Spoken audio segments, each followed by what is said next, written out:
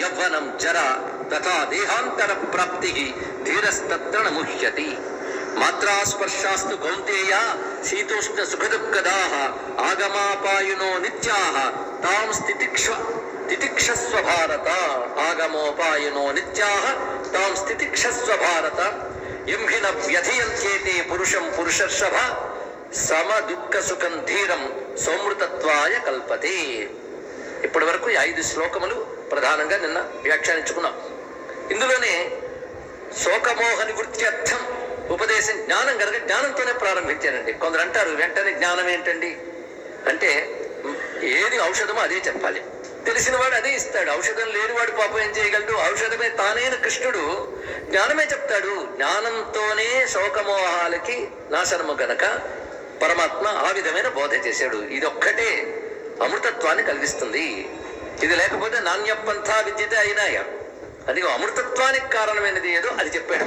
ఎవరైతే ఇటువంటి బుద్ధి కలిగి ఉంటాడో అంటే ఆత్మానాత్మ వివేకం అనేది చాలా ప్రధానమైన విషయం. అది విచారణతో తెచ్చుకో. వివేకం విచారంతో వస్తుంది. అంటే నువ్వు ఆలోచిస్తే నీకే అర్థమవుతుంది. కనుక నశించే వస్తువులు, మార్పు చెందే వస్తువులు అంటూ కొన్ని ఉన్నాయి. నశించనిది, మార్పు చెందనిది ఉంది. ఇక్కడ జాగ్రత్తగా వింటే నశించే, మార్పు చెందే అన్నప్పుడు బహువచనం వాడు, నశించని, మార్పు చెందని అన్నప్పుడు ఏకవచనం వాడు. అంటే మార్పు చెందనిది, నశించనిది ఎప్పుడు ఒకటే ఉంటుంది. ఎన్నో ఉన్నాయంటే మార్పు చెందే అని అర్థం. ఏదో వికారములే అనేకం ఉంటాయి, వికారం లేనిది ఏకంగానే ఉంటుంది. వికారం అంటే అనేకముగా ఒకటే వికారం. కానీ అనేకములు వికారములు అవన్నీ అంటే వాటి లిస్టు చెప్పడం మహా కష్టం అండి. మనం అనుకుంటాం ప్రపంచం పరమాత్మ కంటే సులభంగా అర్థమవుతుంది, కానీ ప్రపంచం అంత అయోమయం మరొకట్లేదు. ఇది అనేకం. అనేకమైన దీనికి ఒకటి ఈ దేహం, దేహంతో ఇంద్రియాలు, ఇంద్రియాలు అనుభవించేవి. అందుకే మాత్రాస్పర్శాస్తు అంటే ఇంద్రియ విషయ సంయోగము అని అర్థం. ఇక్కడ ఇంద్రియములకు విషయములకు యోగము. ఇవి ద్వంద్వములతో ఉంటాయి. శీతోష్ణ సుఖ దుఃఖదాః.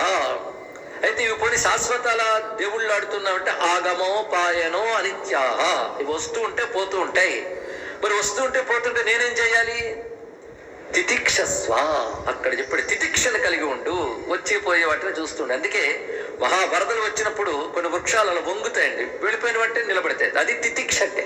అందుకని ప్రవాహాన్ని కొట్టుకుపోవట్లేదు. ఇది తెలుసుకోవాల్సింది.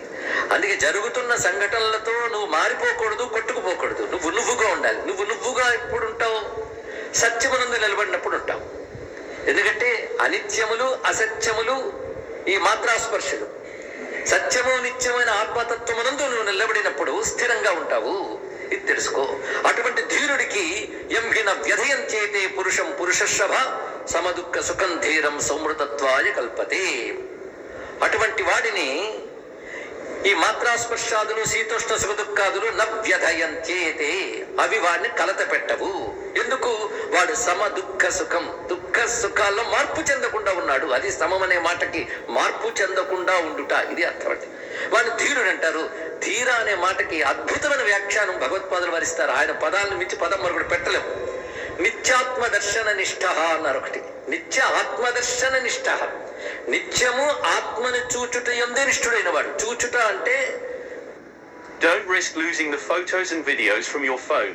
This innovative device makes it easy to back up your smartphone in seconds. You don't need to be a computer or phone expert.